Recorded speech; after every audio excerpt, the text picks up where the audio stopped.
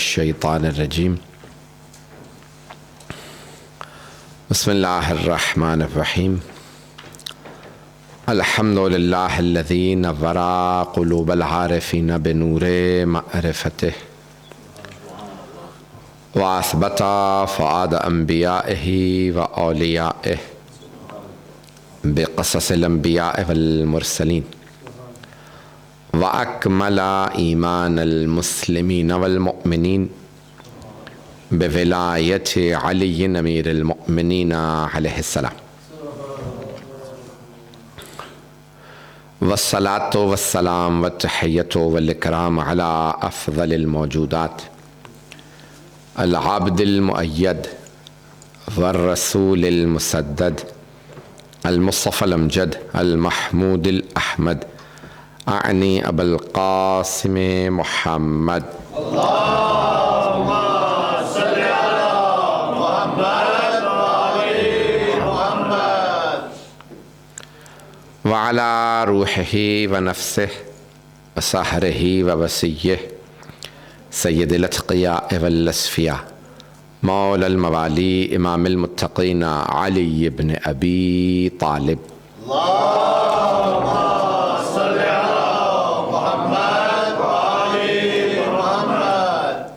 وعلى أوصيائه لا سيما بقية الله في الأرضين روحي وأرواح العالمين لتراب مقدمه الفدا واللعنة الدائمة على أعدائهم أجمعين من الآن إلى قيام يوم الدين أما بعد فقد قالت فاطمة الزهراء سلام الله عليها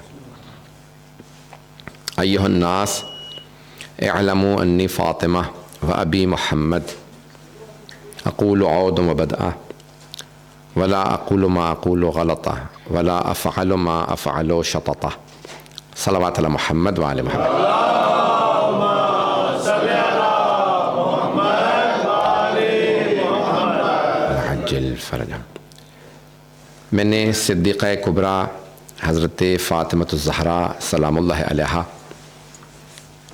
کہ خطبہ فدکیہ کے ان جملوں کا انتخاب کیا تھا اور جو ان کا پورا مقدمہ ہے اسے آج پیش کرنا چاہتا ہوں کہ خاتون جنت کو جب یہ معلوم ہوا، میں نے عرض کیا تھا کہ 28 صفر 11 ہجری میں سرور کائنات کا وصال ہے اور اول ربیع الاول کو بیعت کے مطالبے کے لیے در جناب سیدہ پہ مسلمانوں کا آنا یا کہہ لیں کچھ صحابہ کا آنا یہ درج کیا تاریخ نے، اور جناب امیر علیہ السلام نے بیعت نہیں کی. خود صحیح بخاری میں موجود ہے کتاب الاحکام باب رجم الحبلہ 94 جو ہے نمبر یہ باب ہے احکام کتاب الاحکام. وہاں خلیفہ دوم کا خطبہ موجود ہے جس میں 3 قابل ذکر باتیں موجود ہیں وہاں، جس میں فرماتے ہیں کہ کانت بیعت ابی بکر فلتتن، یعنی انہوں نے خود یہ لفظ فلتہ استعمال کیا کہ پہلے خلیفہ سے متعلق فرماتے ہیں کہ ان کی جو بیعت تھی وہ بہت بڑی غلطی تھی، اللہ نے اس کے شر سے امت کو بچایا. اور کنا نقرأ آیت الرجم فی زمان رسول اللہ، ہم آیت رجم رسول خدا کے زمانے میں تلاوت کرتے تھے. میں خلیفہ اول کے پاس لے کے گیا جب وہ جمع قرآن کر رہے تھے کہ یہ آیت تھی، انہوں نے کہا کہ مجھے ہر آیت پہ 2 گواہ چاہیے، آپ ایک ہیں، ایک اور گواہ لے آئیے. وہ گواہ نہیں لا سکے تو کہا کہ وہ انہوں نے آیت شامل نہیں کی. یہ خود تحریف پہ دلالت کرتی ہے یہ ان کی گفتگو یا ان کا خطبہ. اور تیسری جو قابل ذکر بات ہے ولم یبایعہ کثیر، یعنی جب انہوں نے بیان کیا کہ خلیفہ اول کی کس کس نے بیعت نہیں کی، کثیر من الناس، یعنی بہت سے لوگوں نے، من المہاجرین والانصار، مہاجرین و انصار میں سے بہت سو نے پہلے خلیفہ کی بیعت نہیں کی. لیکن قابل ذکر وہ 2 افراد کو سمجھتے ہیں، منہم علی و زبیر. بیعت نہ کرنے والوں میں کتاب صحیح بخاری ہے اور اس کا یعنی جو باب ہے وہ ہے کتاب الاحکام باب رجم الحبلہ. وہاں درج ہے کہ جناب امیر نے، علی بن ابی طالب علیہ السلام نے اور زبیر نے بیعت نہیں کی. ہمیں زور دیا جاتا ہے کہ بیعت کر لی تھی. تو یہ آیا خلیفہ دوم کی بات مانیں، صحیح بخاری کی بات مانیں، یا مسلمانوں کے علماء کی بات مانیں؟ تو وہاں پہ خود موجود ہے، خلیفہ دوم فرماتے ہیں کہ علی و زبیر نے بیعت نہیں کی. اتنا ہی نہیں ہے، بلکہ اگر آپ تاریخیں اٹھا کے دیکھیں تو بہت سو نے بیعت نہیں کی.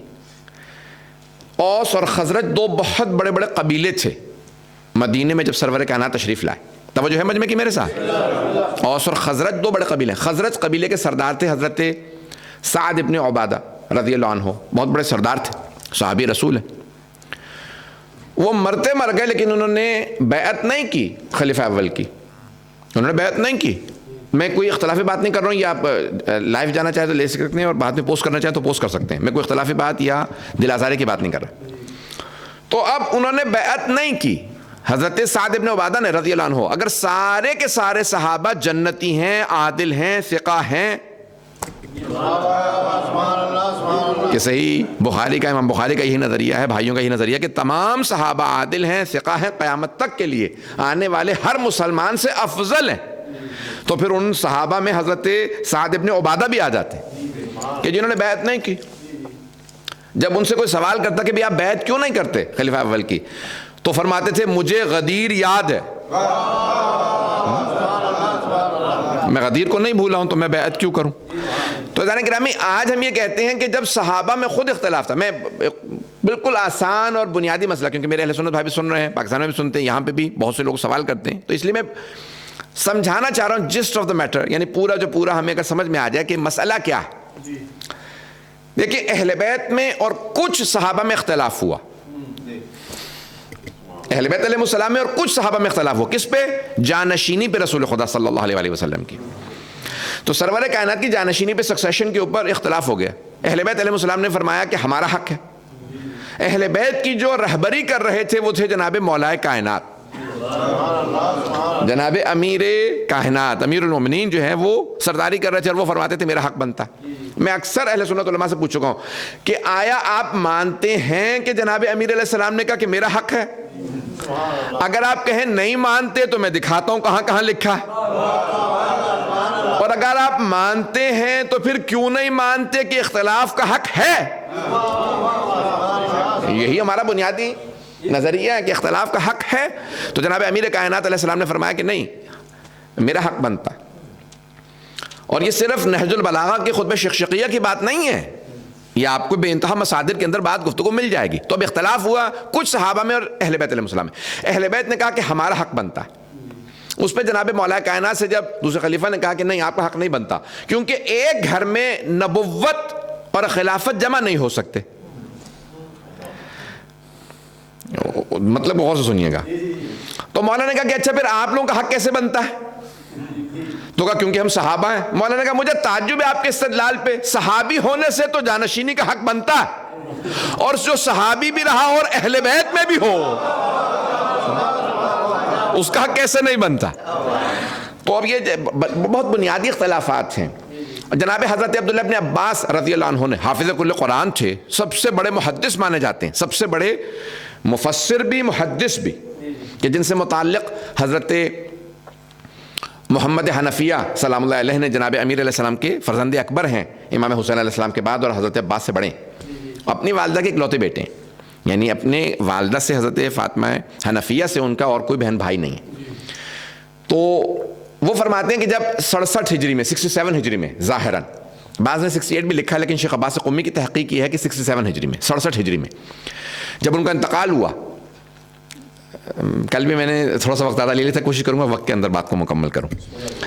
جب ان کا انتقال ہوا تو حضرت محمد حنفیہ عمرے پہ گئے ہوئے تھے. انہوں نے مکے میں پناہ لے لی تھی جب مروان نے ان سے کہا کہ بیعت کرو، یزید کی بیعت کا مطالبہ کیا، پھر اپنی بیعت کے لیے کہا. تو انہوں نے کہا نہیں، میں بہت بد نصیب ہوں، میں نے علی کا ساتھ نہیں دیا، میں نے حسن کا ساتھ نہیں دیا، میں نے حسین کا ساتھ نہیں دیا، لیکن اب میں توبہ کر چکا ہوں، اب میں کسی اور کی بیعت نہیں کروں گا. پتہ نہیں بات پہنچ رہی ہے نہیں پہنچ رہی. اس کا مطلب ہے بنو امیہ کی بیعت نہ کرنا سب سے بڑے مفسر، سب سے بڑے محدث کی سیرت ہے. سب سے یہ میں نہیں کہہ رہا ہوں، حبر الامہ کہا گیا انہیں، سب سے بڑا مفسر مانا جاتا ہے، حافظ کل قرآن، رسول خدا کے چچا بھائی، اور سب سے بڑے محدث ان کو مانا جاتا ہے۔ بعض افراد نے اعتراضات کیے ہیں، اب مولانا موجود ہیں اس لیے میں کوئی جسارت نہیں کرنا چاہتا، لاہور سے کسی نے ان کے خلاف تقریر میں کہہ دیا بہت کچھ حضرت عبداللہ ابن عباس کے خلاف، لیکن ابھی مجھے نجف اشرف جانے کا اتفاق ہوا، یعنی بار بار میں ہر سال جاتا ہوں تو میں پورا انسائکلوپیڈیا لے کے آیا ہوں ایک بہت بڑے نجف اشرف کے مجتہد کا، جنہوں نے 21 جلدوں پہ حضرت عبداللہ ابن عباس پہ انسائکلوپیڈیا لکھا، اور ان کے تمام نظریات کو، ان کے تمام احادیث کو، انہوں نے جو کچھ تفسیر سے متعلق کہا ہے وہ سب وہاں پہ درج کیا، اور ائمہ علیہ السلام سے متعلق جو احادیث ہیں ان کے حق میں ان کو نقل کیا۔ تو اب یہ بہرحال میں اتنا تفصیل میں جانا نہیں چاہتا، بعض اوقات جو ہے وہ موضوع پھیل جاتا ہے، لیکن کیا کروں، مجبور ہوں۔ تو اب یہاں جناب محمد حنفیہ کہتے ہیں کہ جب وہ بیعت نہیں کر رہے تھے تو کہا کہ نہیں آپ بیعت نہیں کریں گے تو میں آپ سے زبردستی بیعت لوں گا، ماروں گا، آپ کو قتل کر دوں گا۔ تو انہوں نے جا کے مکے میں پناہ لے لی کہ تم مجھ سے بیعت نہ لو۔ اس کے بعد پھر مدینے واپس نہیں آئے، مکے سے نزدیک ایک شہر ہے طائف، وہاں پہ رک گئے، وہیں ان کا انتقال ہوا۔ حضرت محمد حنفیہ جب عمرے پہ گئے ہوئے تھے تو ان کو خبر ملی کہ ان کا انتقال ہو گیا، حضرت عبداللہ ابن عباس رضی اللہ عنہ کا۔ وہ فوراً گئے ان کے جنازے میں، ان کو غسل و کفن دیا، ان کا جنازہ خود پڑھایا، اور جنازہ پڑھانے کے بعد انہیں طائف میں دفن کیا۔ تحفۃ الاحباب میں شیخ عباس قمی کہتے ہیں کہ واپس آنے کے بعد حضرت محمد حنفیہ نے امام سجاد علیہ السلام سے عرض کی، کہا کہ یہ ابن رسول اللہ یا یہ ابن اخی، یہ الفاظ استعمال کہ میرے بھائی کے بیٹے، میرے بھتیجے، میں جب دفنا رہا تھا عبداللہ ابن عباس کو تو میں نے دیکھا کہ ان کو دفنانے کے بعد ان کی قبر کے اندر کبوتر مانند 2 نور کے پرندے چلے گئے۔ کبوتر نہیں تھے، پرندے نہیں تھے، لیکن نور کے 2 پرندے ان کی قبر میں گئے، میں نے اپنی آنکھوں سے دیکھے۔ یہ کیا تھا؟ تو کہا چچا جان یہ عبداللہ ابن عباس کا قرآن کی تفسیر کا اور حدیث کا علم تھا، ان کے وہ 2 علوم تھے جو قبر میں ان کے ساتھ اترے ہیں۔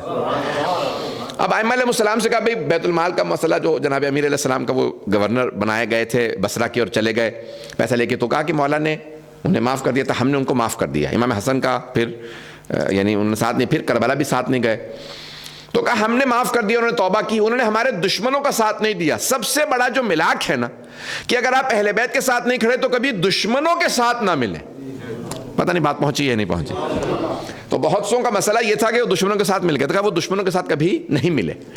تو عزیزان گرامی یہاں مسئلہ یہ آ جاتا ہے جو میں پیش کر رہا تھا کہ حضرت عبداللہ ابن عباس نے جناب امیر سے سوال کیا، یا علی دوسرے خلیفہ نے شورا بنائی جس میں 6 افراد رکھے، سب کے ذہنوں میں نام ہوں گے کہ حضرت عثمان کا نام ہے، طلحہ، زبیر، عبد الرحمن ابن عوف، سعد ابن وقاص اور جناب امیر کائنات۔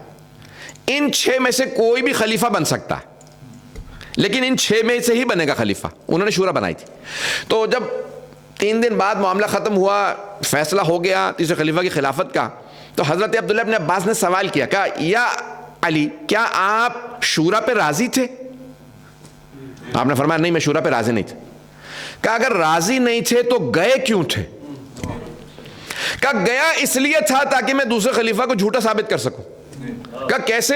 کہا کیونکہ کل جب میں نے کہا تھا نا میرا حق بنتا ہے خلافت پہ، تو انہوں نے کہا تھا نبوت و خلافت ایک گھر میں جمع نہیں ہو سکتی۔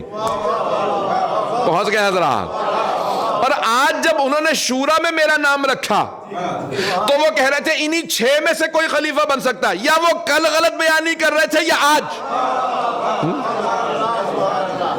یا کل کہنا نہیں چاہیے تھا یہ خلیفہ نہیں بن سکتے کیونکہ رسول خدا کے خاندان سے، یا پھر آج میرا نام رکھ کے انہوں نے بتا دیا کہ نہیں بن سکتے، آج بن سکتے ہیں تو کل بھی بن سکتے تھے۔ نہ وہی علی ہوں وہی رشتہ ہے، نہ رشتہ بدلا، نہ علی بدلا، نہ بازو بدلا، نہ زبان بدلی۔ جب علی وہی ہے تو پھر ملاک کیسے، کرائیٹیریا کیسے تبدیل ہو گیا؟ بات پہنچ رہی ہے نا عزیزان گرامی؟ عزیزان گرامی اب یہ سارا مسئلہ ہے۔ میں اس سے پہلے کہ فتح کے پورے معاملے کو پیش کروں، مجھے تمہیداً جملے پیش کرنے علماء کرام موجود ہیں، بہت میں موضوع کو پھیلانا نہیں چاہتا۔ بہت بڑے ہمارے ایک حوزے کا نام ہے نجف اشرف کا، ہیں ایرانی الاصل، تبریز کے متولد ہیں، اور نجف اشرف میں انہوں نے زندگی گزاری اور اپنی زندگی کے 35 سال وقف کر دیے صرف ولایت امیر المؤمنین۔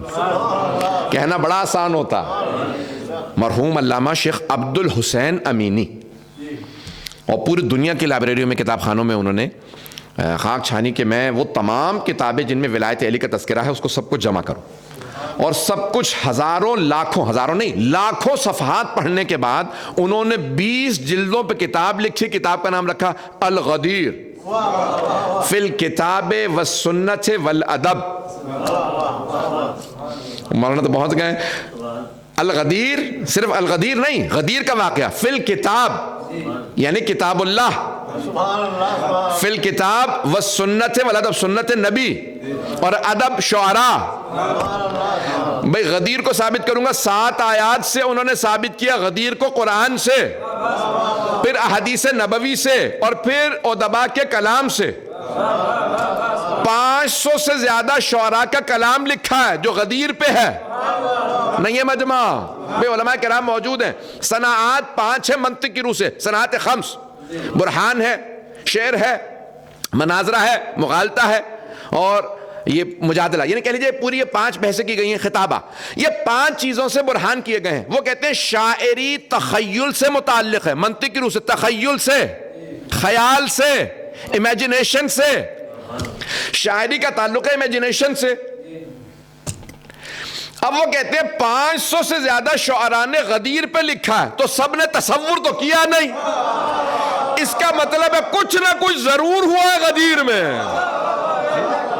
بہت بڑی دلیل ہے.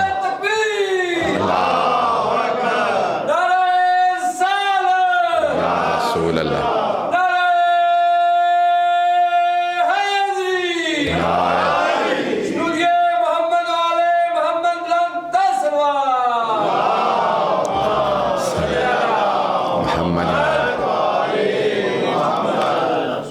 شکریہ محبت آپ کی توجہ فرما رہے ہیں نا عزیزان گرامی. تو اب یہ ساری میں تمہید باندھ رہا ہوں جو بات ثابت کرنا چاہ رہا ہوں. سب صاحب الغدیر جب پوری دنیا میں گئے، حتیٰ لکھنؤ گئے ہیں، اور ظاہراً وہاں پہ تقریباً 11 مہینے رہے ہیں، اور کہتے تھے کہ مجھے نمازوں کے وقت کا صرف اذان سے پتہ چلتا تھا. کتاب خانے سے باہر نہیں نکلتے تھے، کتاب خانے میں رہتے تھے مسلسل. وہیں پہ ان کا اہتمام کیا گیا تھا ناصری لائبریری کے اندر. جب وہ 60 کی دہائی میں گئے، کیونکہ 1970 میں ان کا انتقال ہو گیا، 50 کی دہائی میں گئے، 20 جلدیں لکھی، 11 جلدیں چھپی ہیں، 9 جلدیں آج تک چھپ نہیں سکیں. میں نے خود ان کے بیٹے سے شیخ احمد امینی سے میں نے بات کی. میں نے کہا کہ وہ 9 جلدیں، لوگ کہتے ہیں 20 ہیں، 11 چھپی ہیں، تو واقعاً کیا 20؟ انہوں نے کہا ہاں 20 ہیں. تو میں نے کہا کہ بھئی وہ باقی 9 جلدیں، کہا وہ چھوٹے کاغذ پہ لکھی تھیں، اور رجال کی بحث ہے، غدیر کے رجال کی بحث کہ کتنے محدثین نے. اور انہوں نے ثابت کیا کہ 124 یا 125 صحابہ نے غدیر کی حدیث کو نقل کیا، نہیں پہنچا سکا. دیکھیں ایک حدیث ہو نا، اور اس کا ایک راوی ہو، ایک صحابی ہو، تو اسے کہتے ہیں احاد. ابھی علماء کرام موجود ہیں، میں باریکی میں نہیں جانا چاہتا. احاد یعنی صرف اس کا ایک سند ہے، سند واحد ہے. ایک سے زیادہ ہو متضافر ہے، متضاعف ہے. 10 یا اس سے زیادہ اسناد ہو تو کہتے ہیں متواتر. متواتر حدیث کا انکار انسان کو گنہگار بنا دیتا ہے. حدیث تو ایک احاد بھی ہو تو انکار اس کو گنہگار بنا دیتا ہے، لیکن متواتر حدیث کا انکار نہیں کیا جا سکتا، اس سے عقیدہ بنتا ہے. غدیر کا واقعہ تاریخی واقعہ نہیں ہے. 10 نہیں، 124 صحابہ کرام نے حدیث غدیر کو نقل کیا. اور پھر اس کے علاوہ جو محدثات ہیں، جو راویات ہیں، جو صحابیات ہیں، وہ الگ ہے. پتہ نہیں بات پہنچی یا نہیں پہنچی. تو اب انہوں نے الغدیر لکھی، تو بہرحال سب جگہ گئے. جب وہ جامعۃ الازہر گئے، میں سارا یہ مقدمہ تمہید آپ سوچ رہے ہوں گے کہ کہاں جا رہے ہیں مولانا، یہ ساری تمہید انشاءاللہ تعالیٰ اگر آپ پہنچ گئے تو محظوظ ضرور ہوں گے. تو جب وہ پہنچے صاحب الغدیر جامعۃ الازہر، تو شیخ الازہر نے کہا بھئی آپ شیعہ عالم دین ہیں، آپ کا پوری دنیا میں اس وقت چرچا ہے، الغدیر لکھ رہے ہیں، کچھ جلدیں چھپ بھی چکی تھیں، اور ادب انہوں نے ادبی حلقوں میں داخل کر دیا تھا واقع غدیر کو شعراء کے ذریعے. ادبی حلقوں میں چلے گئی تھی بحث. تو کہا کہ بھئی میں آپ کی دعوت کرنا چاہتا ہوں. انہوں نے کہا نہیں دعوت نہ کریں، زیادہ اچھا ہوگا. کہا کیوں؟ کہا مسئلہ یہ ہے کہ میں اکیلا شیعہ ہوں، آپ دعوت کریں گے تو تمام مفتی جو آئیں گے وہ سب کے سب دوسرے مسئلے سے تعلق رکھتے ہوں گے، تو میرے لیے مسئلہ بنے گا. میں اگر لوگ سوالات کریں گے جواب دوں گا، کسی کی دل آزاری ہو، میں رکوں گا نہیں، جواب دوں گا. بات پہنچ رہی ہے؟ میں اگر کوئی سوال کرے گا، اعتراض کرے گا، پھر میں جواب دوں گا تو پھر کسی کو برا بھی لگ سکتا ہے. تو اس لیے میں نہیں آنا چاہتا. کہا کہ نہیں آپ ضرور تشریف لائیے گا, پھر ایک شرط ہے مجھ سے کوئی سوال نہ کرے. کہا ٹھیک ہے قبول. تو 80 سے زیادہ مفتیان جو مفتی تھے ان سب کو انہوں نے وہاں پہ دعوت دی. مفتیان کرام کو دعوت دی گئی, سب آ کے بیٹھ گئے. علامہ امینی کو صدر مجلس میں بٹھایا گیا اور کہا تشریف فرمائی. ایک صاحب نے سوال کر لیا, کہا آغا آپ آئے ہیں, ایرانی ہیں, نجف میں رہتے ہیں, تو ایک سوال یہ ہے بتائیے کہ آپ کا نظریہ کیا ہے, پہلے خلیفہ افضل تھے یا چوتھے خلیفہ افضل تھے؟ انہوں نے کہا بھائی میں پہلے کہہ چکا ہوں, شرط رکھی ہے مجھ سے سوال نہ ہو. تو انہوں نے فوراً جو شیخ الازہر تھے ان سے کہا کہ بھی دیکھیے میں نے پہلے ہی آپ سے کہا تھا سوال نہ کریں, میں جواب دوں گا کسی کو برا لگ سکتا ہے. کہیں گے چلیں ایک سوال ہو گیا آپ جواب دے دیجئے. کہا سوچ لیں آپ, جواب تو مجھے آتا ہے میں دوں گا اپنے مسئلے کے حساب سے. کہنے لگے کہ نہیں آپ جواب دیجئے. کہیں گے اچھا میں ایک تمام کے تمام یہ جو 80 سے زیادہ 84 85 84 85 جتنے بھی مفتی بیٹھے ہیں سب سے صرف ہاں یا نہ میں ایک جواب چاہتا ہوں, ہاں یا نہ میں سب کے سب میرے سوال کا جواب دیں. اب سب کے کان کھڑے ہو گئے کہ بھی ہے تو بہت بڑا عالم, اور شیعہ چھوٹا عالم بھی, مجھ جیسا حقیر فقیر بھی چلا جائے نا تو سب پہ بھاری ہوتا. اہل بیت کی ولایت کا اثر ہی کچھ اور ہوتا. تو اب وہ کہنے لگے کہ بھئی ٹھیک ہے کیا سوال ہے آپ کا. کہا بھئی یہ حدیث آیا مستند ہے یا مستند نہیں ہے, صرف ہاں یا نہ. یہ آیا حدیث مستند ہے, من مات ولم یعرف امام زمانہ فقد مات میتۃ الجاہلیہ, جو بھی اپنے زمانے کی امام کے معرفت کے بغیر مر گیا تو وہ جاہلیت کی موت مرا, یعنی زمانہ جاہلیت کی, یعنی کفر کی موت مرا. توجہ, آیا یہ مستند ہے یا نہیں؟ آپ لوگ ہاں یا نہ میں جواب دیں. مستند ہے. تو اب مسند احمد بن حنبل میں امام احمد بن حنبل بہت بڑا نام ہے, انہوں نے لکھی ہے اپنی مسند میں.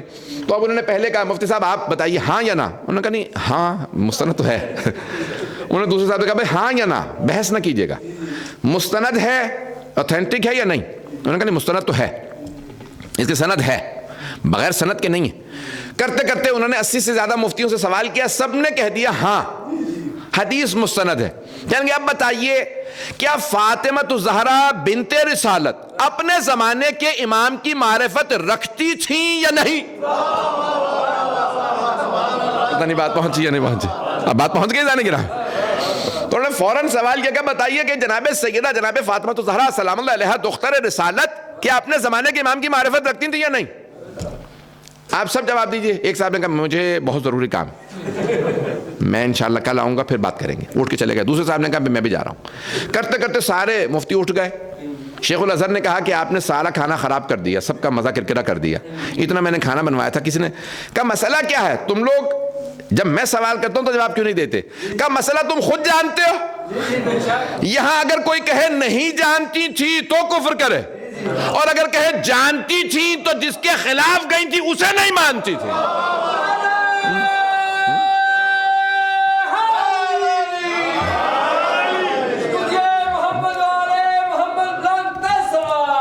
اللہم صلی علی محمد. بات پہنچ گئی جانے گرا. تو کہا اگر یہ کہہ دیا جائے کہ ہاں جانتی تھیں تب بھی ہمارے لیے مسئلہ, نہ جانتی تب بھی ہمارے لیے مسئلہ, دونوں طرف سے ہم ہی پھنستے ہیں, آپ کا تو کوئی مسئلہ ہی نہیں ہے. تو جانے گرامی اب یہاں پہ میں جو بحث پیش کر رہا ہوں کہ یہ پورا کا پورا مسئلہ جو خلافت کا مسئلہ, فدق کا مسئلہ ذاتی مسئلہ نہیں ہے, خلافت کا معاملہ بڑے بڑے علماء نے لکھا. تو اب یہ جناب خاتون جنت کو بتایا گیا کہ ربیع الاول کی ابتدائی تاریخوں کے اندر ایک, میں نے کہا تھا کہ علماء کرام کے سامنے پیش کرنا بڑا مشکل ہو جاتا ہے, میں کوشش کر رہا ہوں ادھر نہ دیکھوں لیکن پھر بھی مجبور ہوں. تو عزیزان گرامی اب ایک مسئلہ ہے فے, خمس ہے, مال غنیمت ہے اور فے. یہ مال غنیمت اور فے کا فرق سمجھ لیں. سورہ انفال, ویسے تو انفال وسیع تر مفہوم ہے, اس کے اندر فے بھی آ جاتے ہیں, دوسری چیزیں بھی آ جاتی ہیں, لیکن فے کہ جہاں پہ جنگ نہ ہو, جہاں جنگ ہو اور جو کچھ ملے مال غنیمت اس میں پیغمبر اسلام کا بھی حصہ ہے, سردار کا بھی حصہ ہے, فاتح کا حصہ بھی ہے, سواروں کا, پیادوں کا, تمام مسلمان جو جنگ پہ گئے ہیں ان سب کا حصہ ہے مال غنیمت. لیکن اگر جنگ نہ ہو تو اس میں کیونکہ جنگ نہیں ہوئی, صحابہ کا کوئی حصہ نہیں ہے, وہ سب کچھ فے ہے اور رسول اسلام صلی اللہ علیہ وسلم کا. بات پہنچ گئی ہے جان گرام. تو اب جنگ کہاں ہوئی تھی؟ خیبر میں. اور جب خیبر کی جنگ ختم ہو گئی تو وہاں سے واپسی پہ راستے میں فدق آیا. جو فدق کے یہودی تھے انہوں نے نام سن لیا کہ کوئی حیدر کرار ہے, وہ رسول اسلام کے ساتھ ہے, تو اس سے جب اس سے مرحب حارث انتر نہیں لڑ سکے تو ہمارے بس کی تو بات ہی نہیں.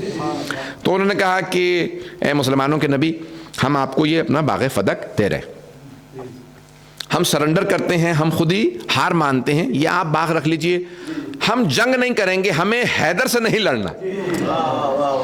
اب رسول اسلام کو جب ملا تو ما افاء اللہ علیہ, یعنی اب قرآن کے کریم کی آیت ہے کہ اللہ فرماتا ہے کہ اللہ نے اپنے رسول کو دے دیا ہے جو تمہیں فے میں ملا, کیونکہ تم نے نہ گھوڑوں پہ سواری کی, نہ تلواریں اٹھائی, نہ نیزے چلائے, تم نے جنگ نہیں کی, یہ سب کچھ میرے رسول کا. توجہ ہو, تو مسلمانوں کا تھا ہی نہیں, صرف رسول خدا کا تھا. جیسے ہی رسول اسلام پہنچے مدینے تو اللہ نے آیت نازل کی سورہ شورا کی, 42واں سورہ ہے, وَآتِ ذَا الْقُرْبَى حَقَّهُ, اے میرے حبیب اپنے قرابت داروں کا حق ادا کر دیجئے.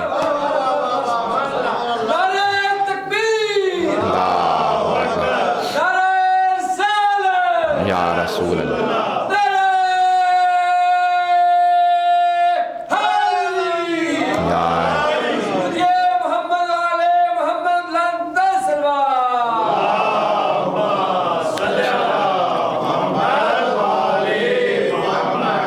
توجہ فرمائی جانے گرا.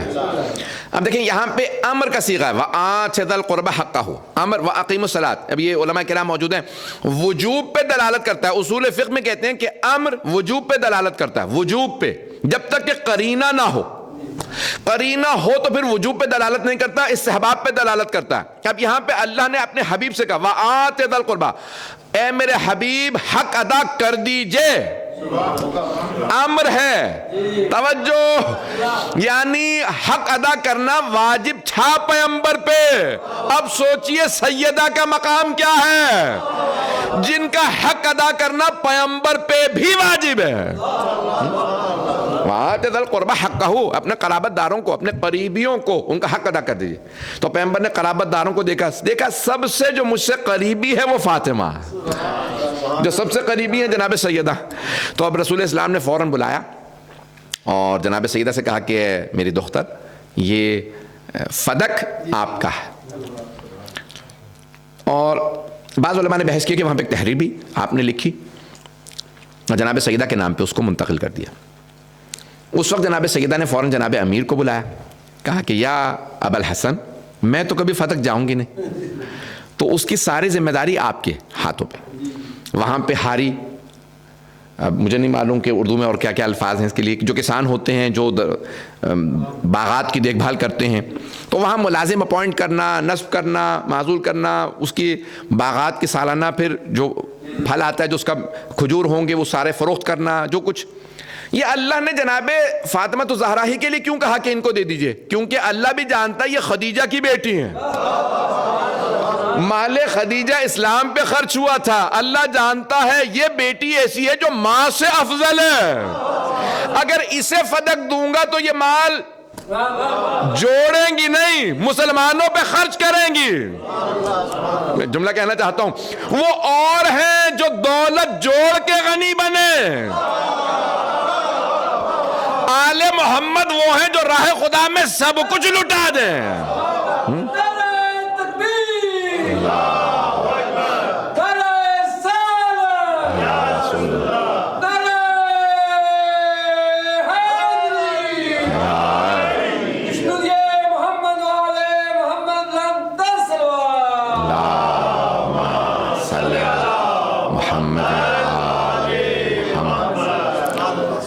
اور فرمایا تھا جانے گرام, تو اللہ نے بھی حکم دیا کہ ایسی بی بی کو خیبر عطا, یہ فدق عطا کیا جائے. تو جانے گرامی, اب آج علماء نے لکھا ہے کہ اس زمانے کے 70,000 دینار اس کی آمدن تھی سالانہ. کتنی؟ 70,000 دینار. علماء کرام یہ میں آپ کی خدمت میں پیش کر رہا ہوں, 70, یعنی سونے کے سکے, درہم نہیں, توجہ, چاندی کے سکے نہیں, سونے کے سکے. ہمارے ایک دوست سے انہوں نے کہا کہ اگر اس زمانے کے دینار کا وزن اتنا بتایا گیا ہے, اسے گرامز میں کنورٹ کیا جائے اور آج کی انکم بتائی جائے تو $20 ملین سے زیادہ آمدن بنتی ہے. آج کے حساب و کتاب میں پتہ نہیں لوگ ہیں یا نہیں, $2 کروڑ سے زیادہ انکم. تو تو اب بہت سے افراد جو آپ سے کہتے تھے نا کہ 2 درختوں کا معاملہ تھا، شیعہ چھوڑتے ہی نہیں آج تک. پتہ نہیں لوگ ہیں یا نہیں. بہت سے لوگ کہتے تھے کہ 2 درختوں کا معاملہ. مولانا 2 درخت نہیں آپ کو بھولتے آئے. جہاں جہاں سن لو آپ سے فتق سن لو ہر جگہ پہ 2 درخت تھے. ایسا کیا ایسے کہ قیامت آ گئی تھی؟ اولا تو 2 درختوں کا معاملہ نہیں تھا، بہت بڑا باغ تھا. ابھی بھی یوٹیوب پہ موجود ہے. مرحوم آغا سنجانی نے کہا میں فدق جانا چاہتا ہوں. عبداللہ سے بڑے اچھے تعلقات تھے، جو بادشاہ تھا عبداللہ، ان سے بڑے اچھے تعلقات تھے. تو کہا مجھے باغ فدق جانا. تو ویڈیو موجود ہے کہ اس میں ایک مرتبہ وہ کہتا ہے گندا پانی ہے، یہ پانی پینے لگے ہیں. آغا سنجانی کے لیے کہا تو کہا گندا پانی پینے لگے ہیں. تو فوراً مترجم نے آگے بڑھ کے کہا کہ گندا پانی ہے آغا، یہ یعنی نوشیدنی نہیں، یہ پینے والا پانی نہیں ہے. کہنے لگے مگے میشے منسوب حضرت زہرا باشے، آیا ہو سکتا ہے جناب سیدہ سے منسوب اور پانی گندا ہو؟ کا سوچ غلیظ ہے جو سیدہ کو. خدا کی قسم میں نے اپنی آنکھوں سے دیکھا کہ انہوں نے اسی پانی میں سے ہاتھ ڈال کے نکالا اور اپنے ہاتھ میں منہ میں پانی پیا. کہا یہ جناب سیدہ سے منسوب ہے، مجھے اسی سے شفا ملے گی. انسان کی جیسی عقیدت ہوتی ہے. تو عزیزان گرامی اب یہ آج بہت بڑا باغ ہے. آج بھی اس کی جو ویڈیوز بنائی گئی ہیں بہت بڑا باغ ہے. تو اس زمانے کا بہت بڑا باغ. اور پھر میں کہتا ہوں نہیں چلے 2 آپ ہی کی مان لیتے ہیں. 2 ہی درخت تھے اور کچھ نہیں تھا، صرف 2 درخت تھے. 2 درختوں کا معاملہ تھا. کم از کم بات تو صاف ہو گئی، کون غاصب تھا، کس کا حق مارا گیا تھا. عزیزان گرامی یہ معاملات ایسے ہوتے ہیں جس سے بہت سی چیزیں واضح اور شفاف ہو جاتی ہیں. تو اب یہاں پہ جب باغ فدق پہ اس زمانے میں کہتے ہیں کہ یہ چلیں میں اس کو بڑے اپنے انداز سے پیش کروں گا، سادہ اور آسان بنانے کی کوشش کروں گا کہ ہوتا یہ ہے کہ جب کوئی حکومت میں آ جائے نا تو کہتا ہے جو اپوزیشن میں ہے، میں اب منصب پہ آ گیا ہوں، اگر کوئی اپوزیشن میں ہو، کوئی میرا مد مقابل ہو، تو اس کو کمزور کیا جائے، اس کی تضعیف کی جائے. تو پہلا طریقہ یہ ہوتا ہے کہ اس کا مال و دولت چھین لیا جائے، باغات چھین لیے جائیں، تاکہ جو اطراف میں لوگ ہیں وہ ان کی تقویت نہ کر سکے، انہیں سپورٹ نہ کر سکے. جب تنہا ہوگا اسے خود کھانے کے لالے پڑے ہوں گے تو کسی کو سپورٹ نہیں کر سکے گا. تو عزیزان گرامی اسے کہا جاتا ہے نیچ ہتھ کنڈے استعمال کیے جاتے ہیں بہت سے سیاست کے، کہ انسان دوسرے کی تضعیف کرے اپنے مد مقابل کی. تو انہوں نے کیا کیا، ان کے جتنے باغات ہیں، صرف فدق نہیں، جناب امیر کے بھی تمام باغات چھین لیے گئے. آپ نے سنا ہوگا علماء سے ممبر سے کہ جناب امیر علیہ السلام یہودی کے باغ میں کام کرتے تھے. کبھی تصور کیا کیوں؟ جن کے خود اپنے اتنے باغات، اتنا کچھ. کیونکہ جب سب کچھ چھین لیا گیا تو ایک مرتبہ حکومت کی طرف سے کہا گیا علی کو کوئی مدینے میں مزدوری نہ دے، ان کا سوشل اور فائنینشل بائیکاٹ کیا جائے. یعنی ان کو صرف یعنی پورے معاشرے میں کوئی سلام نہ کرے. یہ جو جناب امیر باہر جاتے کوئی سلام نہیں کرتا تھا. سوشل بائیکاٹ اور فائنینشل بائیکاٹ، یعنی ان کو خبردار کوئی ملازمت دے، ہم نے سب کچھ چھین لیا. اور مولا ظواہر پہ چلتے تھے. جو جناب قمبر کے ہاتھ میں پتھر رکھیں اور کہیں کہ یہ سونا میں بدل جائے گا اور بدل جائے، انہیں کو ضرورت نہیں تھی، لیکن یہ تمام مصائب جن سے گزرے ہیں اہل بیت علیہ السلام، تو ان کا بائیکاٹ کیا گیا. اب ایک مرتبہ جو یہ فے ہے اور جناب سرور کائنات نے 8 ہجری میں خود اپنی زندگی میں جناب سیدہ کو 7 یا 8 ہجری میں دے دیا. بات واضح ہے 8 ہجری میں. آئیں ذرا اب میں پورا مقدمہ پیش کروں گا، ٹائم تو گزر چکا ہے، مجھے وقت کا بھی لحاظ ہے. میں پوری کوشش کروں گا کہ 20 منٹ کے اندر اندر پورا مقدمہ پیش کر دوں. عزیزان گرامی جناب سیدہ کے دروازے پہ دستک ہوئی. کچھ لوگ آئے ہاری جو فدق پہ کام کرتے تھے. بی بی نے آواز دی، کیا بات ہے، کون؟ کبھی بھی ہم آپ کے نوکر ہیں، سب باغ فدق میں کام کرتے تھے، کیوں آئے ہو؟ کہ ہمیں حکومت نے برطرف کر دیا، نکال دیا، ہمیں ایکسپیل کر دیا، ہمیں نوکری سے نکال دیا، ہمیں سب کو مارا اور آپ کے باغ پہ قبضہ کر لیا. کیوں؟ کہ انہوں نے کچھ نہیں بتایا. کیسے ایسے قبضہ کر سکتے ہیں؟ کہ انہوں نے قبضہ کر لیا، ہم سب کو مار کے نکال دیا. جناب سیدہ نے وارننگ دی. بعض علماء نے یہاں تک لکھا کہ 3 دن تک بی بی پیغام بھجواتے نہیں کہ باز آ جاؤ، اپنی حرکتوں سے باز آ جاؤ. پھر ایک مرتبہ جناب اسما کو بلایا. حضرت اسما بنت امیس حضرت جعفر طیار کی بیوہ تھی کہ ابوبکر کے عقد میں کچھ عرصہ رہی، پھر جناب امیر علیہ السلام کے عقد میں آئی ہیں بعد میں. انہیں بلایا. کبھی یہ کیا ہو رہا ہے سب؟ کبھی بھی میں تو میرا دل آپ کے ساتھ تھا، آپ کے ساتھ ہے، ہمیشہ آپ کے ساتھ رہے. جو کچھ ہو رہا ہے اس میں ہمارا کوئی حصہ نہیں، حکومتوں کے جو بھی معاملات. بی بی نے ایک مرتبہ کہا فضہ ام ایمن میرے خاندان کی یعنی بنی ہاشم کی ساری خواتین کو بلاؤ. بی بی نے سب بیویوں کو بلایا اور بلانے کے بعد کہا مدینے میں بات عام کر دو کہ میں راضی نہیں ہوں، جو کچھ ہو رہا ہے میں ناراض ہوں. مدینے میں بات پھیل گئی کہ بی بی ناراض ہیں. اس کے بعد بی بی نے ایک مرتبہ کہا کہ اب میں خود جاؤں گی تاکہ کوئی یہ نہ کہے کہ اتمام حجت نہیں ہوا تھا. پتہ نہیں بات پہنچ رہی ہے نہیں پہنچ رہی, سن رہے حضرات غور سے. بی بی نے کہا اتمام حجت کروں, خود جاؤں گی تاکہ کوئی یہ نہ کہے اگر ہمیں بتا دیتی کہ ناراض ہیں, ان کا حق ہے, تو ہم واپس کر دیتے. بی بی نے کہا میں خود جاؤں گی. اب چاروں طرف اپنی جو سیکنڈ تھرڈ کزن سی بی بی کی, یعنی جو آپ کی رشتہ دار تھیں, بنی ہاشم کی خواتین تھیں, سب سے کہا برقعے لو, میرے چاروں طرف رہنا. بی بی سخت پردے کی پابند. کہا چاروں طرف میرے بیویاں رہیں, میں دربار جاؤں گی, میں مسجد جاؤں گی, سوال کروں گی. ایک مرتبہ روایت کے الفاظ ہے جب جناب سیدہ جانے لگی تو آواز دی, کہا فضہ میرے بابا کا امامہ لا دے. اپنے بابا کا امامہ منگوایا. مجھے آج تک ثابت نہیں کہ کھولا یا نہیں کھولا, بی بی نے امامہ منگوایا اپنے بابا کا. کہا فضہ میرے بابا کا عصا لا دے. اپنے بابا کا عصا منگوایا. میرے بابا کی ردا لا دے.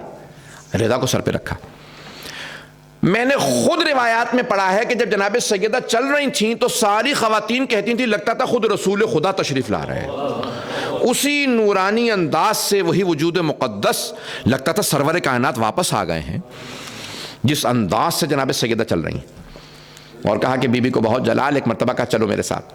آئیں اور آنے کے بعد ایک مرتبہ خطبہ دیا جو میں کل پیش کر چکا ابتدائی, اور اس کے بعد پھر ایک مرتبہ جو مسند رسالت پہ آ گیا تھا اس سے خطاب کیا. سننا پسند فرمائیں گے تو میں پورا کا پورا پیش کرنا چاہتا ہوں. اب جناب خاتون جنت ایک مرتبہ مخاطب کیا, جو اہل مسند تھا اس سے کہا کہ کیا بات ہے تم نے باغ فدق پہ قبضہ کیوں کر لیا. جب یہ سوال کیا تو اس نے کہا کہ بی بی نے فرمایا یہ میرا ہے, باغ فدق میرا ہے. تو اس نے کہا کہ بھئی اگر آپ شاہد لے آئیں, گواہ لے آئیں تو میں دے دوں گا آپ کو. کوئی گواہ کہہ دے کہ یہ آپ کا ہے. بی بی نے کہا گواہ میرے پاس موجود ہیں, علی بن ابی طالب میرے گواہ ہیں.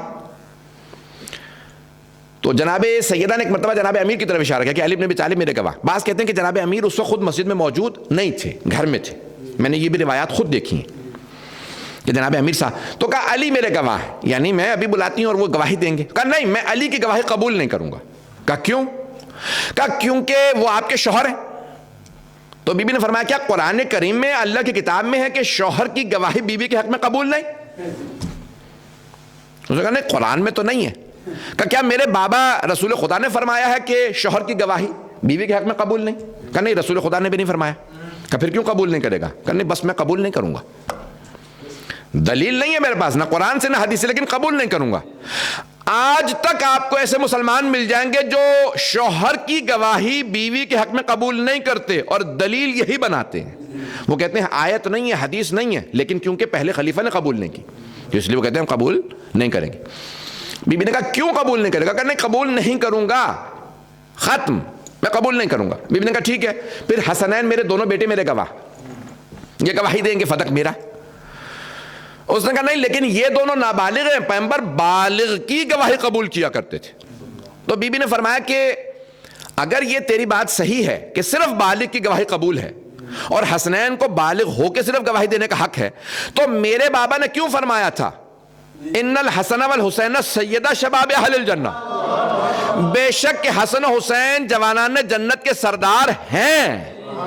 یہ نہیں کہا تھا جب بالغ ہوں گے تو ہو جائیں گے, نہیں ہے مجمع, یہ نہیں فرمایا تھا جب بالغ ہوں گے, فرمایا تھا ہیں, یعنی حال میں کہا تھا. اور انا آ جاتا ہے تو اس کو حال میں لے آتا کہ یہ دونوں جوانان جنت کے سردار ہیں.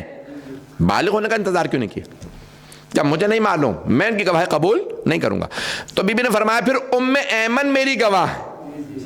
ام ایمن, حضرت ام ایمن جناب آمنہ سلام اللہ علیہا کی کنیز تھی.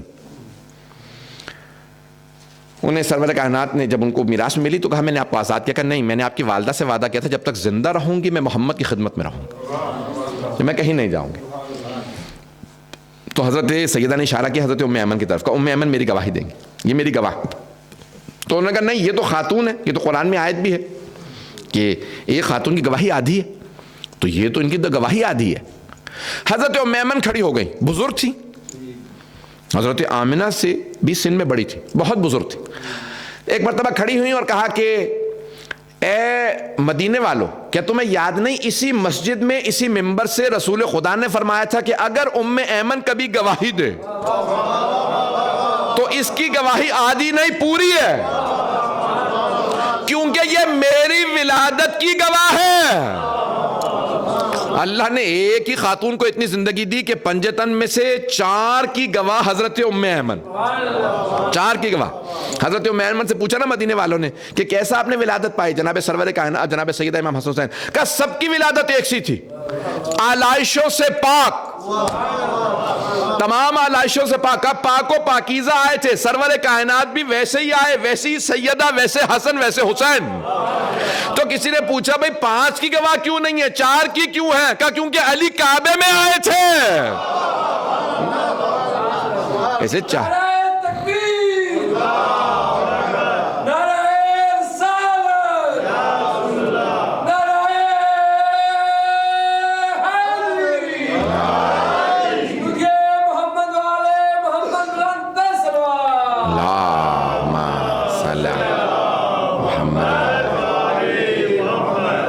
توجہ فرمائیں گے جانے کی راہ۔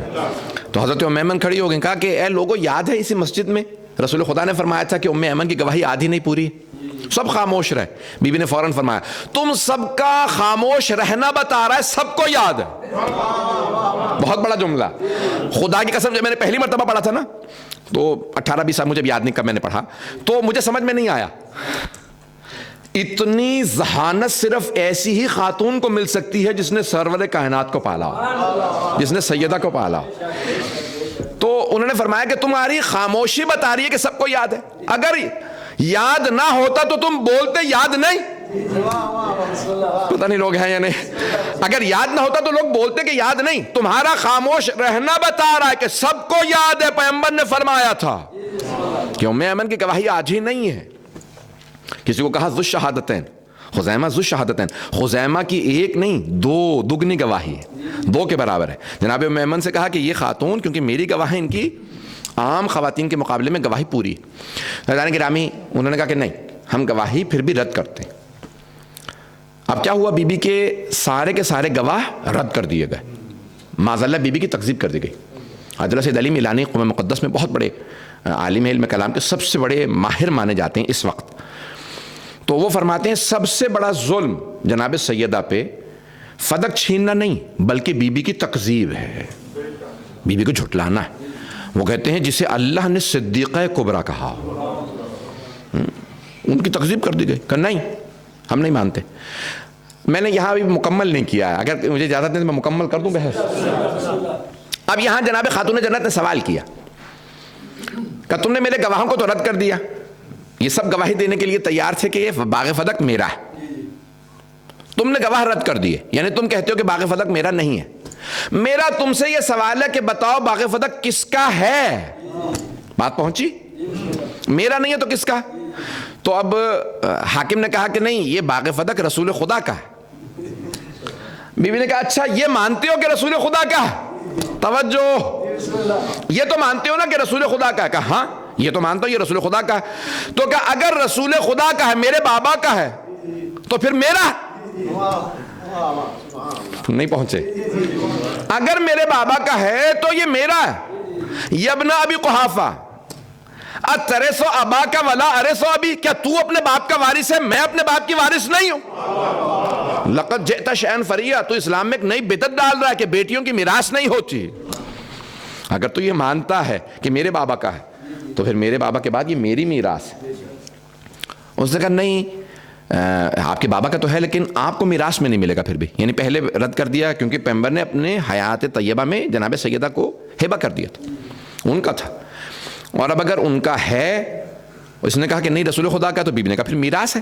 اگر میرے بابا کا مانتا ہے، پتہ نہیں لوگ ہیں یا نہیں، پہلے تو کہا فے ہے میرا ہے، پہلے سے میرے پاس ہے، اور قاعدۃ الید کے تحت ثابت کیا کہ میرا ہے، جس کو بعض لوگوں نے کہا کہ نہیں اس سے ثابت نہیں۔ جب جناب سیدہ سلام اللہ علیہ فرما رہی ہیں یہ قانون ہے جو سرور کائنات نے دنیا کو دیا، قاعدۃ الید، ہاتھ، ید کو کہتے ہیں ہاتھ عربی میں، قاعدۃ الید یعنی انگلش میں کہا جاتا ہے لا آف پوزیشن۔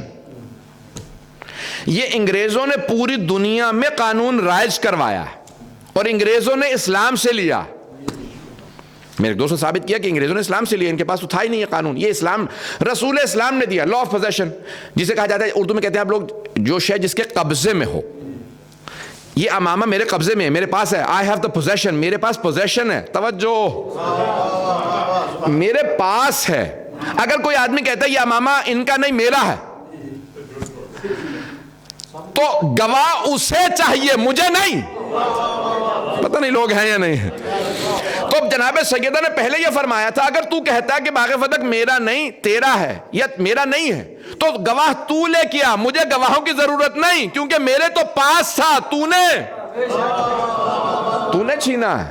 جب تو نے چھینا اس کا مطلب ہے تجھے گواہ چاہیے، مجھے گواہ نہیں چاہیے.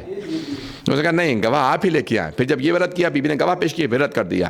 پھر بی بی نے کہا اچھا یہ بتا کس کا؟ نہیں آپ کے بابا کا. اچھا بابا کا، تو پھر میں وارث ہوں. اب تک بات کلیئر ہے؟ بی بی نے کہا میں وارث ہوں. اس نے کہا نہیں آپ وارث نہیں ہیں. بی بی نے کہا کیوں؟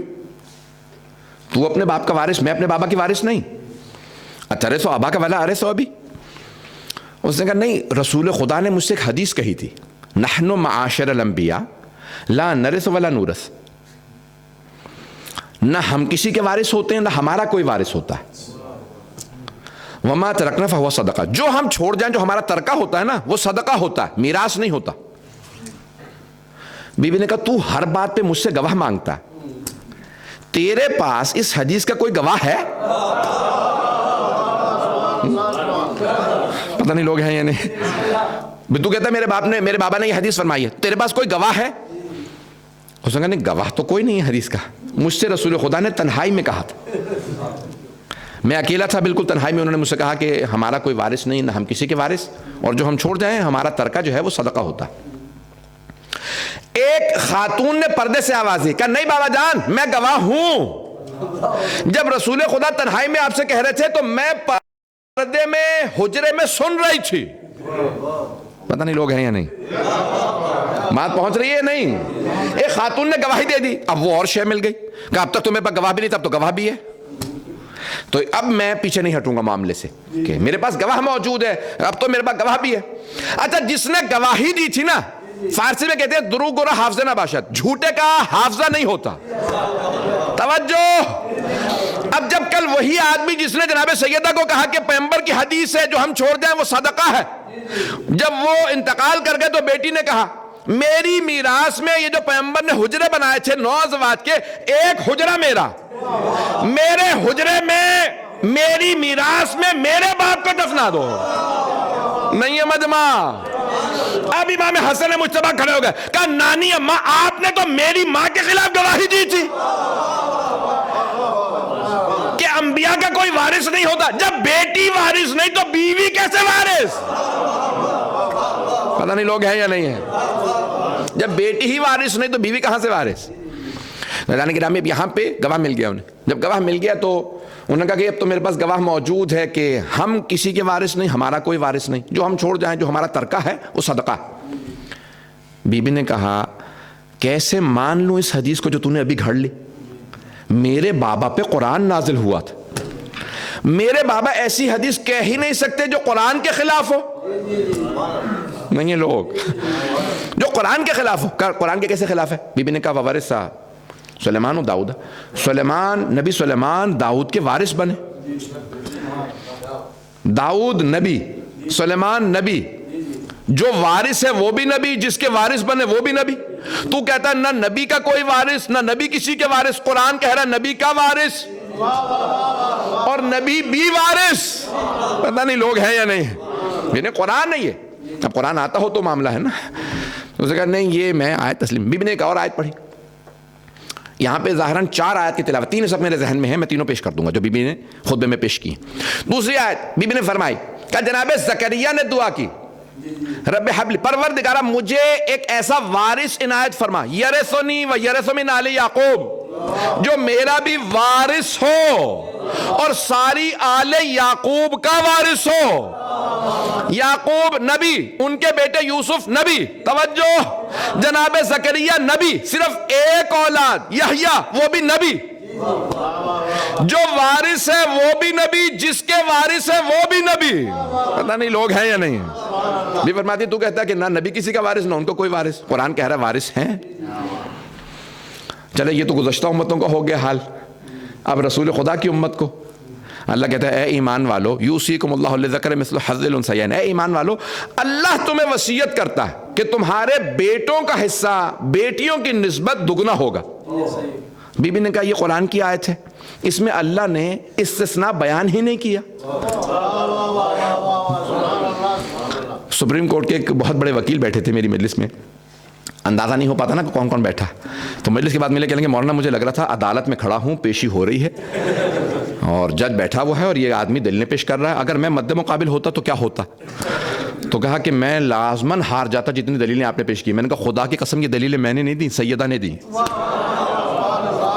میں پاکستان کے ایک نامور، ان کا نام لینا شاید مناسب نہ ہو کیونکہ میں تو باہر آ جاتا ہوں، ان کی جان کو خطرہ ہو سکتا ہے، نامور ایک سپریم کورٹ کے پاکستان کے وکیل، وہ کہتے ہیں کہ جو آپ نے مقدمہ پیش کیا، بڑے سے بڑا مدلل، بڑے سے بڑا قابل وکیل لے آئیے، اس مقدمے کا جواب نہیں دے سکتا جو آپ نے پیش کیا۔ میں نے کہا میں نے نہیں پیش کیا، یہ خاتون جنت نے پیش کیا، اپنا حق پیش کیا، میں نے اپنا مقدمہ خود لڑا۔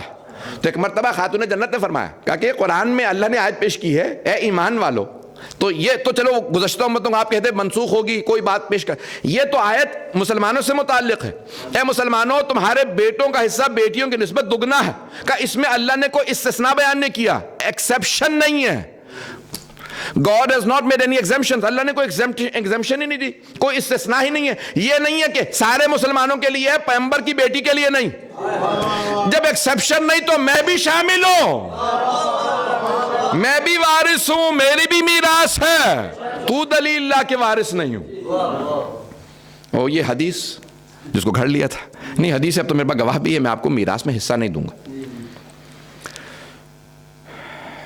اب ایک مرتبہ جناب سیدہ نے ایک جملہ کہا، وقت تمام ہو چکا، کہا تم سمجھتے ہو، بہرحال ایک اور روایت ہے جو غیر معروف ہے لیکن میں نے دیکھی ہے، اور ابھی پاکستان میں ایک عالم دین نے 20 سے زیادہ حوالے اس روایت سے متعلق بھائیوں کی کتابوں سے چھاپ دی کہ بی بی نے تحریر پیش کی اور تحریر پڑھنے کے بعد کہا رسول خدا کی تحریر ہے، نہیں ہے لوگ۔ اب سمجھ میں آیا یہ ان پڑھ ثابت کرنا کیوں اتنا ضروری ہو گیا ہے، تاکہ یہ ثابت کیا جا سکے کہ ان پڑھ تھے، لکھنا جانتے ہی نہیں تھے، تو کیسے ہو سکتا ہے کہ بیٹی کو تحریر لکھ کے دے دیں۔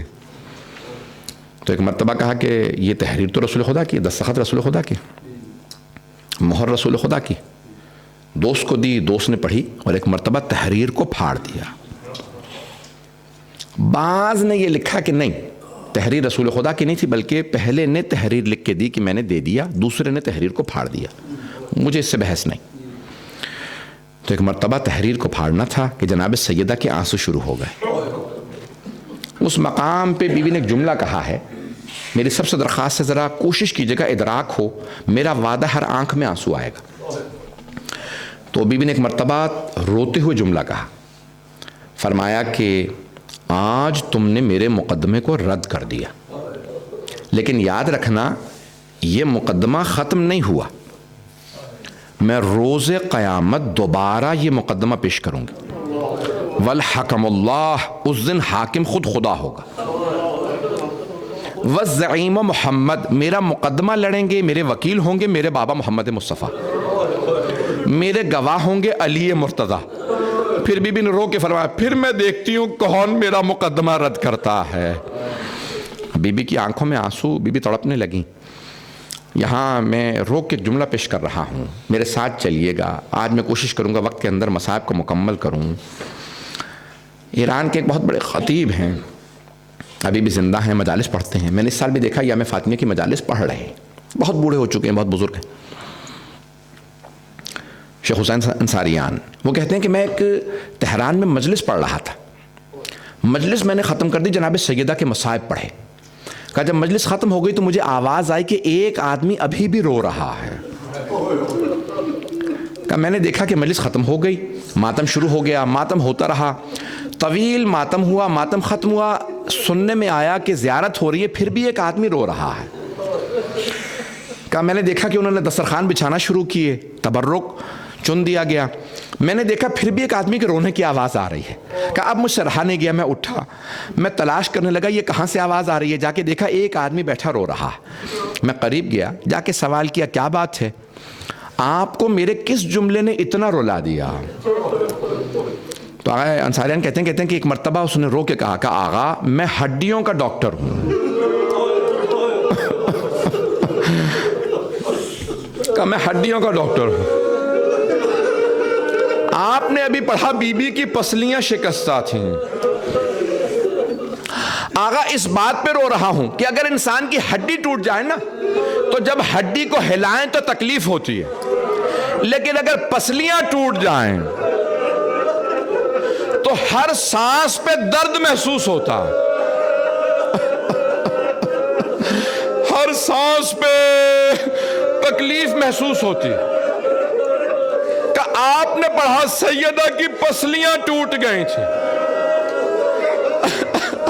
میں یہ سوچ سوچ کے رو رہا ہوں بی بی اتنے مہینے زندہ رہی, ہر سانس پہ محسوس کرتی تھی ہائے بابا. بی بی ہر سانس پہ درد محسوس کرتی تھی. اجرکم اللہ, اجرکم اللہ. بھائی ہر امام نے جناب سیدہ کو یاد کیا. امام محمد تقی علیہ السلام بہت کم سن تھے, 5 برس کے تھے. ایک مرتبہ رونے لگے. امام رضا نے سوال کیا بیٹا کیا بات ہے, اتنا کیوں تڑپ رہے ہیں؟ کہا بابا مجھے اپنی دادی یاد آ رہی ہے. بابا مجھے اپنی دادی کی ٹوٹی پسلیاں یاد آ رہی ہے. بابا میں ان کے سارے دشمنوں سے بدلہ لوں گا. امام رضا علیہ السلام بھی رونے لگے. ہر امام نے جناب سیدہ کے مصائب کو یاد کیا ہے. میں آج قوم مقدس کے ایک بہت بڑے مرجع کے جملے سن رہا تھا, کسی نے مجھے کلپ بھیجا. اب وہ 101 برس کے 102 برس کے ہو گئے ہیں, بہت بزرگ ہیں, ضعیف ہیں. اب وہ مجلس نہیں پڑھ پاتے, لیکن جملہ کہہ رہے تھے کہ میری طرف سے جناب سیدہ کی نسل سے تمام سادات سے کہہ دو کہ آج بی بی کی شہادت ہے, بی بی کی شہادت پہ ننگے پاؤں باہر آئے. کہے بی بی آپ نے سارے نسل کو سلام بھیجا تھا, ہم آپ کے سلام کا جواب دینے آئے. آپ کے مصائب میں رو کے بتائیں گے, ہمیں آپ کے مصائب یاد ہیں. اجرکم اللہ, اجرکم اللہ. میں 4 سے 5 منٹ کی زحمت دوں گا, کوئی رونے میں بخل نہ کرے. مجھے معاف کر دیجئے گا, اگر دیکھ سکے تو دیکھیے گا, نہیں تو سب آنکھیں بند کر لیں. کچھ دیر کے لیے میرے ساتھ مدینے چلیے. علامہ امینی سے کسی نے کہا آقا کیا بات ہے, باب جبرائیل سے مسجد نبوی میں جانا مستحب ہے, کیا بات ہے آپ یہاں سے کیوں نہیں جاتے؟ کہا جانتے ہیں یہ باب جبرائیل کیا ہے؟ کہا نہیں آقا نہیں جانتے. کہا یہ جناب امیر کے گھر کا دروازہ ہے, یہاں جناب امیر کے گھر کا دروازہ ہے. کہا آقا یہاں سے کیوں نہیں جاتے؟ کہا جب بھی یہاں آتا ہوں نا اس دروازے پہ مجھے سیدہ کے مصائب یاد آ جاتے. میں نے خود کتابوں میں پڑھا, کچھ شیعوں نے زور دیا, علامہ امینی کا ہاتھ پکڑا کہ آج ہم آپ کو ضرور اس دروازے سے لے جائیں گے. کہا جیسے دروازے پہ لائے نا شیخ امینی بلند آواز سے رونے لگے. جب رونے لگے دوسری طرف مومنین لے گئے, اچانک علامہ امینی زمین پہ گر گئے. جب وہ پانی چہرے پہ ڈالا نا ہوش میں آئے تو پوچھا آقا کیا بات ہے؟ کہا ہائے سیدہ جب جلتا ہوا دروازہ گرا. اجرکم اللہ, اجرکم اللہ. میں نے ایک روایت پڑھی تھی, آج اسے پڑھنا چاہتا ہوں, مجھے معاف کر دیجئے گا. کل میں انشاءاللہ بی بی کی پوری شہادت پڑھوں گا. ایک روایت کے چند جملے سن لیجئے. 2 روایات آج پیش کروں گا. ایک روایت میں نے گزشتہ دنوں پڑھی تھی, میرے پاس حوالہ جات اس کے موجود ہیں, کہ جیسے ہی ایک مرتبہ کسی ملعون نے دروازے پہ آنے کے بعد کہا علی کو باہر نکالو نہیں تو میں گھر کو آگ لگا دوں گا. جناب سیدہ نے فوراً برقع سر پہ رکھا, چکی چلا رہی تھی, چکی کو چھوڑا, دروازے پہ آئی, دونوں ہاتھ دروازے پہ رکھے. کہا میں تمہارے نبی کی بیٹی ہوں, شاید اسے پتا نہ ہو. تو اس نے کہا وَإِن, چاہے نبی کی بیٹی ہوں میں دروازے کو آگ لگا دوں گا, علی کو نکالو. جیسے ہی دروازے کو آگ لگی نا تو جناب امیر بہت تیزی سے باہر آئے. کیوں؟ جناب سیدہ کے رونے کی آواز بلند ہوئی تھی. علامہ محمد باقر مجلسی کہتے ہیں ایک مرتبہ جناب امیر نے کسی کے گریبان میں ہاتھ ڈالا اور اسے اٹھا کے زمین پہ پٹک دیا، سینے پہ پاؤں رکھ کے ایک جملہ کہا کہ اگر مجھ سے رسول خدا نے وعدہ نہ لیا ہوتا، یا علی میرے بعد تلوار نہ اٹھائیے گا، یہ سب برگشت کر جائیں گے، یہ سب پلٹ جائیں گے، تو میں آج تیرا قتل کر دیتا۔ اس نے آواز دی، کہا کہ قنفذ، اور سب کو آواز دی کہ علی تلوار نہیں اٹھائیں گے، گلے میں رسی ڈال دو۔ بس بھی ایک مرتبہ جو روایت میں پیش کرنا چاہتا ہوں، جناب امیر کو جب لے جانے لگے تو روایت کے الفاظ ہے جناب سیدہ نے مولا کی ابا میں ہاتھ ڈالا، کہا میں اپنے سرتاج کو لے جانے نہیں دوں گی۔ تو ایک ملعون نے آواز دی کہ قنفذ سیدہ سے ابا کا دامن چھڑا۔ قنفذ نے تازیانہ اٹھایا، بس تازیانے کا چلنا تھا، سیدہ کے ہاتھ سے ابا کا دامن چھوٹا۔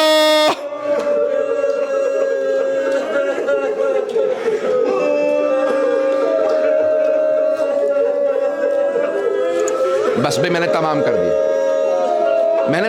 دیا، میں 2 روایتیں پڑھنا چاہتا تھا، دوسری روایت سن لیجئے۔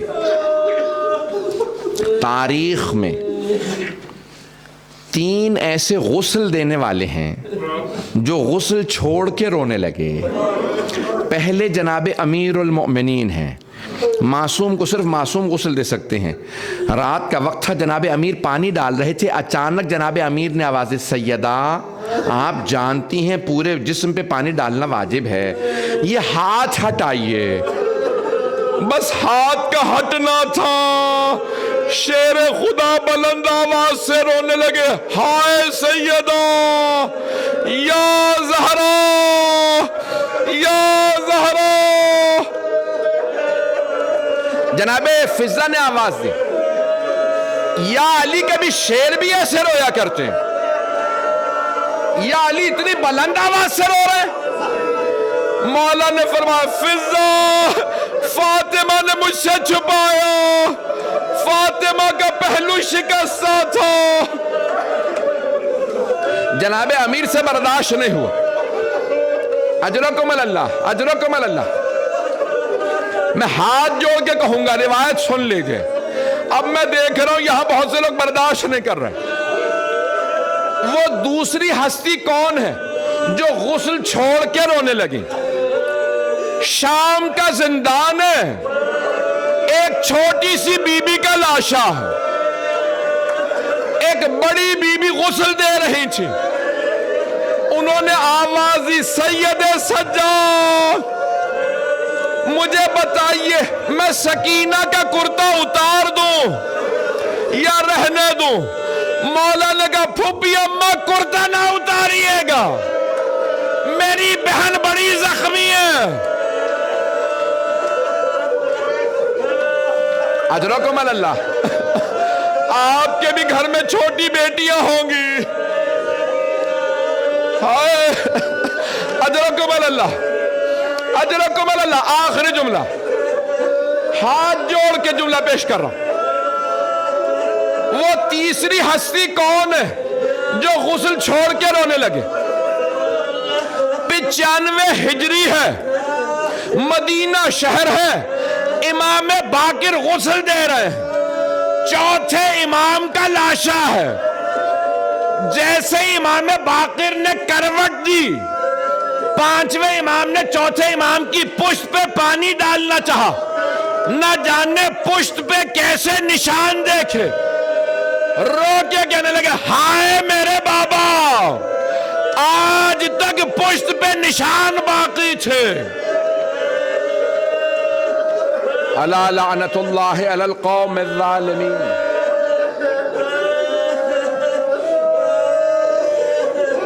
وَسَيَعْلَمُ الَّذِينَ ظَلَمُوا أَيَّ مُنْقَلِبٍ يَنْقَلِبُونَ۔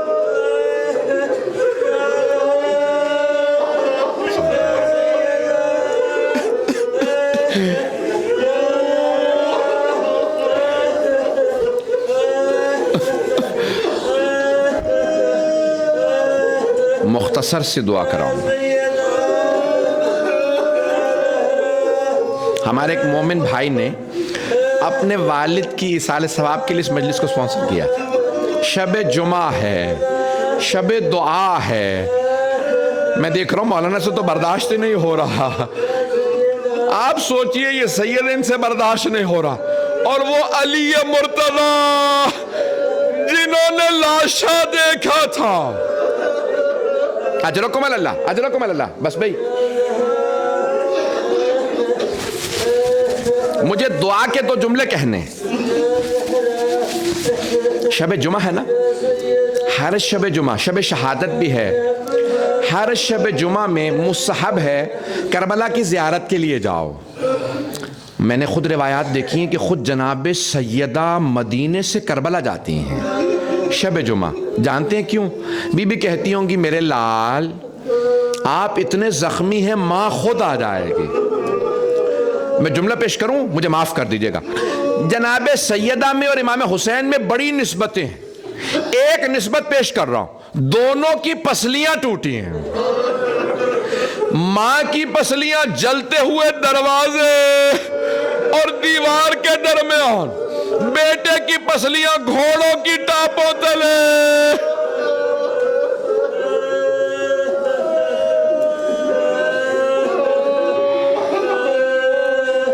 خدا کی قسم یہ بڑے سخت جملے ہیں کہ جناب سیدہ جب شہادت سے پہلے مدینے کے گھر گھر جاتی تھی نا جناب امیر اور امام حسن حسین علیہ السلام کے ساتھ، تو مدینے میں یہ بات عام ہو گئی کہ سیدہ رات میں سب سے کہتی ہیں کہ کیوں علی کا ساتھ نہیں دیتے. تو کسی ایک نے کہا کہ علامت کیا ہے؟ کہ سیدہ خود آتی ہیں. کہا وہ برقعے میں آتی ہیں، تمہیں کیسے معلوم؟ اب سارے مدینے والے دیکھنے لگے. ایک آدمی نے کہا نہیں یہ فاطمہ نہیں. لوگوں نے کہا کیوں فاطمہ نہیں ہے؟ ساتھ میں علی ہیں، حسن حسین ہیں. کہا سیدہ 18 برس کی جوان ہے. یہ جو بی بی آ رہی ہے نا ان کی کمر جھکی ہوئی ہے، ہاتھ میں عصا ہے. یہ کوئی 80 سال کی بوڑھی خاتون معلوم ہوتی ہیں. خدا کی قسم روایت میں جناب سیدہ کے بال سفید ہو گئے تھے، کمر جھک گئی تھی. بی بی فرماتی تھی صبت علیہ مصائب اللہ انہا. بابا اتنے مصائب آئے ہیں کہ مجھے بوڑھا کر دیا. پروردگار آج کی اس رات کے صدقے میں، شب شہادت کے صدقے میں، جناب سیدہ کے صدقے میں ہم سب کے تمام مرحومین، خاص طور سے بانی مجلس کے تمام مرحومین اور جو علماء کرام موجود ہیں ان کے تمام مرحومین، خاص طور سے قاضی صاحب مرحوم اور دیگر جو علماء ہمارے اس سال میں انتقال کر گئے، بہت سے مومنین انتقال کر گئے، پروردگار ان سب کی قبروں کو منور فرما، ہم سب کی عاقبت بخیر فرما. پروردگار ہم سب کو زندگی میں بار بار جناب سیدہ کی شفاعت زیارت نصیب فرما، آخرت میں جناب سیدہ کی ہمیں اور ہمارے تمام مرحومین کو شفاعت نصیب فرما. پروردگارہ بہت سے لوگوں نے التماس سے دعا کی ہے، پروردگارہ سب کی دعائیں مستجاب فرما. کرونا وائرس کا خاتمہ فرما. پروردگارہ واسطہ اس بی بی کا جن کا ایک ہاتھ پہلو پہ رہا کرتا تھا. پروردگارہ تجھے واسطہ خاتون جنت کی عظمتوں کا. مرحوم آیت اللہ شیخ محمد حسین کمپانی اصفہانی سے ایک بہت بڑے نجف اشرف کے عالم دین نے میرے لیے نقل کیا کہ ان سے کسی نے سوال کیا، آغا نجف و کربلا کے ممبروں سے پڑھا جا رہا ہے کہ جناب سیدہ الٹی طرف کی کروٹ نہیں لے سکتی تھی، الٹی طرف کا پہلو شکستہ تھا. بہت بڑے ہمارے اصولی، بہت بڑے فقیہ گزرے ہیں آیت اللہ شیخ محمد حسین اصفہانی. ان سے پوچھا، وہ رونے لگے. کہا آغا یہ روایت صحیح ہے یا صحیح نہیں ہے؟ کہ نہیں یہ روایت یوں نہیں ہے، بلکہ روایت یوں ہے کہ سیدہ کروٹ ہی نہیں لے سکتے، نہ سیدھی طرف کی نہ الٹی طرف کی. اتنی زخمی تھیں کہ مولا سہارا دے کے بٹھاتے تھے، سیدہ بیٹھ نہیں سکتی تھیں. پروردگارہ بی بی کے زخموں کا واسطہ ہماری گنہگار آنکھوں کو امام زمانہ کا ظہور دیکھنا نصیب فرما. کرونا وائرس کا خاتمہ فرما. جتنے یہاں پہ مومن و مومنات موجود ہیں سب کی دعاؤں کو مستجاب فرما. اس حسین تو زہرا کو، مدینہ العلم کو دن دگنی رات چوگنی ترقی عنایت فرما. خدمت کرنے والوں کے توفیقات میں اضافہ فرما. پروردگارہ بانیان مجلس، شرکت کنندگان، پڑھنے والے، سننے والے جتنے یہاں موجود ہیں سب کی توفیقات میں اضافہ فرما. ہم سب کو پروردگارہ جنت البقیع دوبارہ تعمیر ہوتا دیکھنا نصیب فرما. دشمنان اہل بیت کو نیست و نابود فرما. داعش و طالبان کو آل سعود کو غارت فرما. ربنا تقبل منا انك انت السميع العليم بحق محمد وآلہ الطیبین الطاہرین المعصومین. ماتم حسین.